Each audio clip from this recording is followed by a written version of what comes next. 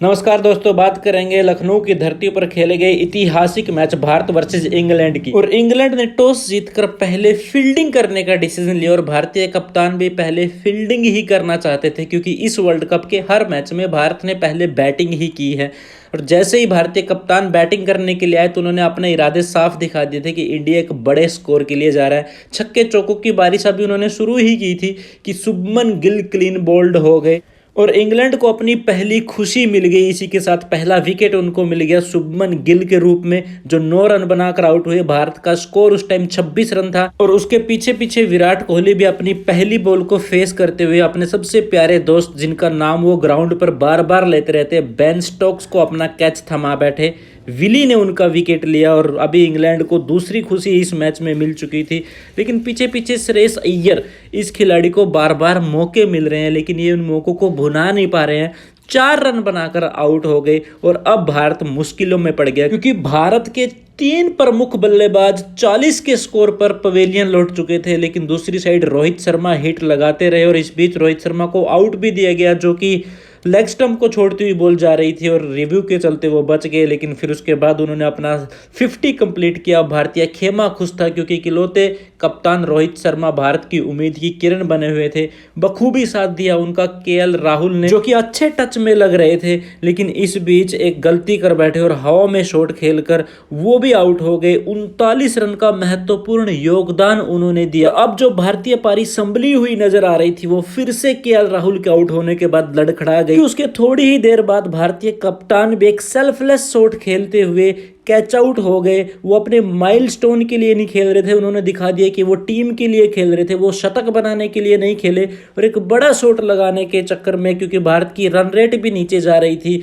वो भी आउट हो गए। 87 रन उन्होंने बनाए और उसके बाद रविंद्र जडेजा भी अंपायर्स कॉल का शिकार हो गए और वो भी आउट हो गए। और दूसरी छोर पर सूर्य चमक रहा था, उनकी शाइनिंग बरकरार थी। वो अपने अंदाज में अपने शॉट लगातार चौके और छक्के लगा रहे थे। भारतीय पारी की जिम्मेदारी उन्होंने अपने कंधों पर ली और कप्तान रोहित शर्मा की तरह वो भी एक सेल्फलेस शॉट खेलते हुए एक बड़े शॉट लगाने के चक्कर में 50 की फिक्र ना करते हुए 49 रन पर आउट हो गए। और इस तरीके से भारत ने टोटल 229 रन बनाए 9 विकेट खोकर।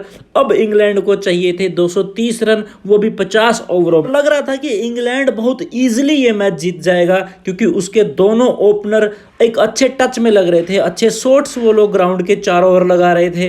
लेकिन इस बीच बुमराह का कहर आना बाकी था और उन्होंने मलान को क्लीन बोल्ड कर दिया। तब इंग्लैंड का स्कोर 30 रन था और उससे अगली ही गेंद पर उन्होंने जो रूट को भी आउट कर दिया, वो भी एलबीडब्ल्यू आउट हुए। हालांकि रिव्यू उन्होंने लिया लेकिन आउट करार दिए गए और जो रूट 0 के स्कोर पर आउट हुए। अब भारतीय खेमे में वो जान आ गई थी जिसकी भारतीय खेमे को सख्त जरूरत थी। और अब भारतीय खेमा 12 बॉलें खाली निकाल रहा था और 12 बॉलें खाली निकालने के बाद 13वीं ही बॉल पर अगला विकेट इंग्लैंड का मोहम्मद शमी ने चटका दिया। अब इंग्लैंड का तीसरा विकेट गिर चुका था और विराट कोहली अपने ही अंदाज में सेलिब्रेट कर रहे थे हर विकेट को।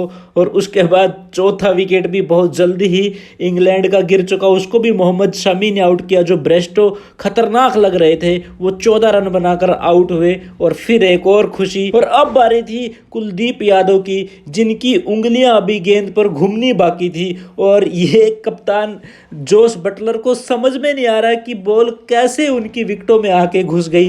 और फिर भारतीय खेमे में एक और खुशी की लहर और इसके बाद विकेट दर विकेट गिरती रही और भारतीय बॉलरों की उंगली हवा में ही रही। और हर 10वीं 15वीं गेंद पर भारतीय खिलाड़ी आपस में मिलते रहे, क्योंकि कोई न कोई विकेट इंग्लैंड का गिरता रहा। उसके बाद विली ने बॉल की, विली जरूर लगाई, मतलब 1-2 सिक्स उन्होंने जरूर अपनी पारी में लगाया। साथ में आदिल राशिद ने भी बाउंड्री हिट जरूर की। लेकिन उसके बाद बहुत जल्द ही आदिल राशिद का विकेट मोहम्मद शमी और फिर लास्ट विकेट जसप्रीत बुमराह ने ले लिया। और इस तरीके से इंग्लैंड ऑल आउट हो गया 129 रन के टोटल स्कोर पर। जो लग रहा था कि इंग्लैंड ये मैच जीत जाएगा, वो मैच भारत ने जीत लिया और इतिहास रच दिया। और इस तरीके से भारत ने 229 रन बनाए और इंग्लैंड ने 129 और भारत 100 रन से यह मैच जीत गया। Congratulations to every Indian and wish you all the very best. Thank you so very much.